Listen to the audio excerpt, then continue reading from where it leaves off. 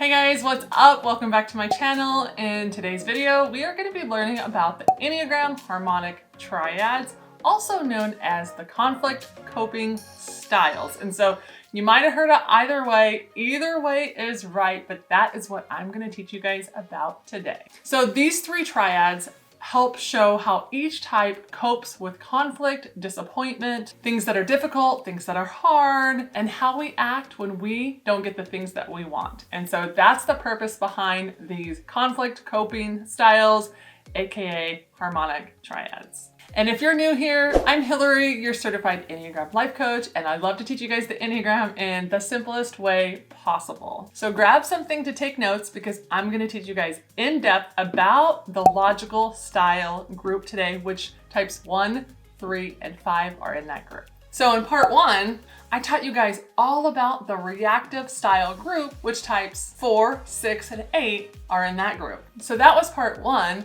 And in today, I'm going to be teaching you, like I said, about that logical group, which is types 1, 3, and 5. And then in the next video, I will be teaching you about the positive style outlook group.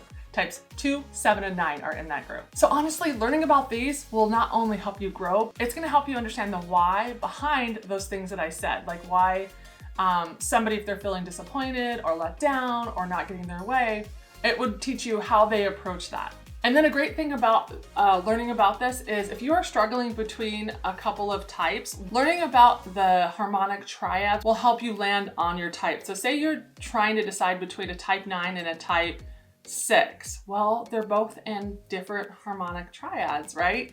And so that 6 is in a reactive triad and the 9 is in the positive outlook triad. And so as you're learning, you could start asking yourself, okay, which one do I do? And that might help you land on the type that you actually are. So before we get started, I like to read this section out of The Wisdom of the Enneagram by Don Richard Rizzo and Russ Hudson. This is a great book. If you're trying to learn about the Enneagram, it's a great starter book, but I love this part about the harmonic groups. It says the harmonic groups are useful for transformational work because they indicate how each person copes when they do not get what they want, as indicated by the triad they are in. Thus, they reveal the fundamental way that a personality defends against loss and disappointment. And so I think that's a great way to sum up what the purpose is of these harmonic triads. So, okay, let's get started. So the logical group, types 1, 3, and 5 are in this group. This group of 3 will emotionally detach to follow logical solutions. They're very logical in their problem solving. These are the ones that are going to try and stay calm and controlled to resolve an issue. And so in part 1, I talked about that reactive group, which they're going to react, right? Which is completely different from what the logical group will do. They will detach emotionally, they will stand back, they will be calm, they will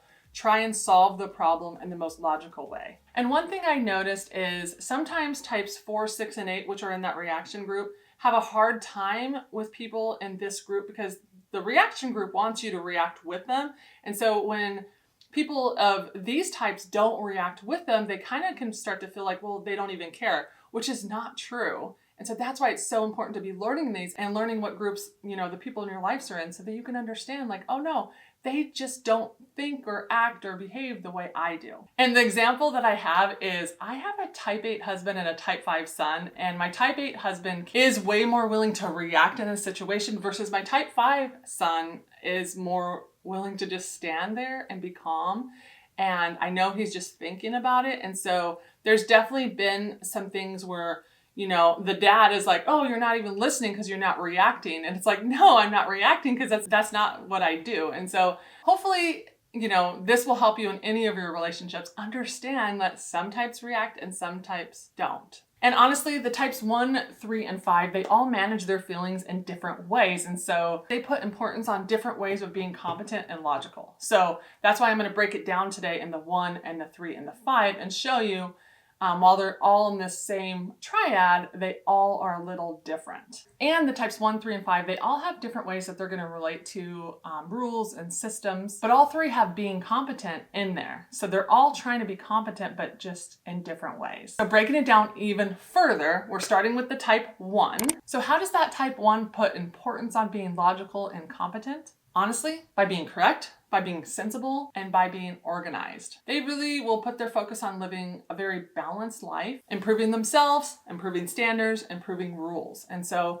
that's how that plays in. And so moving on to what do they do with their feelings? The one will repress and deny them. They do this by channeling all those feelings into an activity. And then they'll do that activity perfect. And so that's where they're channeling their feelings. They're like, okay, I'm going to do this and I'm going to do it perfectly. And that's going to make me feel better. They really just they will fix whatever issues there might be. That's where they're channeling their feelings. And actually an interesting fact is the feelings that the type 1 is holding on to or denying will cause them to be very rigid and tense. And so if you are one, do you notice that in your body? Do you notice that you could be a little bit more rigid and tense?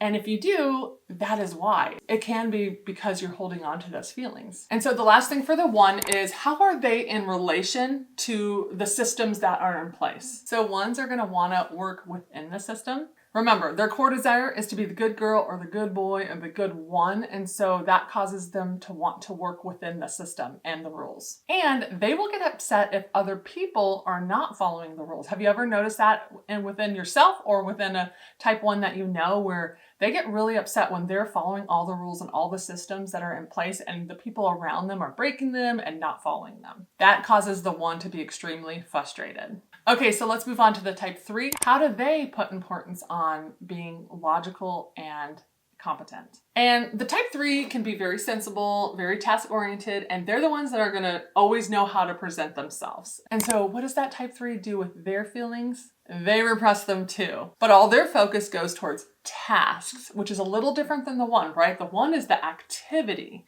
But the 3 is the tasks, their to-do list, they're getting things done. They just really repress all those feelings and are focusing on that to-do list. And how this plays out with them is achievement overrides any painful or hard feelings. And they will look to others for cues. So how are 3s with the systems that are in place? So they do want to work within a system, but they are the ones that will use shortcuts and bend the rules if need be. They, unlike the 1, don't care about being perfect and good, right? It's efficiency, it's getting it done, it's stuff like that, but it doesn't have to be done perfectly. Okay, so the last one, the type 5, how do they put importance on being logical and competent? So they want to be the expert. They want to be the one with all the knowledge and all the information. Their focus is on the process. They can detach their emotions to be logical. And they're going to have clarity and really look at all the facts of any situation.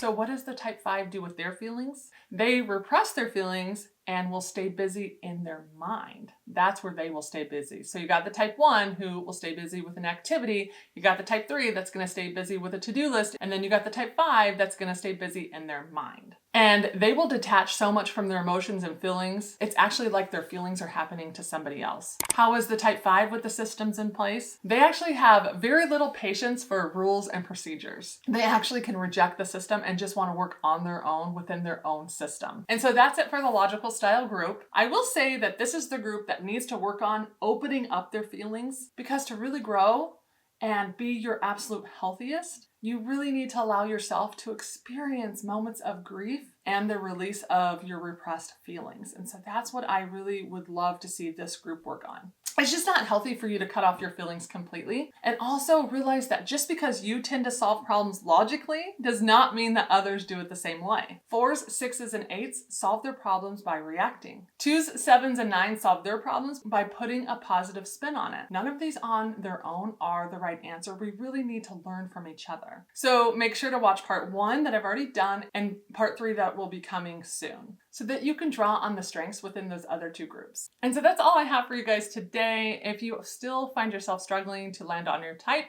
I always like to let you guys know I do offer a Discover You typing session. It's a 1-hour session over Zoom with me. All of that is linked down below in that description box, but that's all I have for today. Bye guys.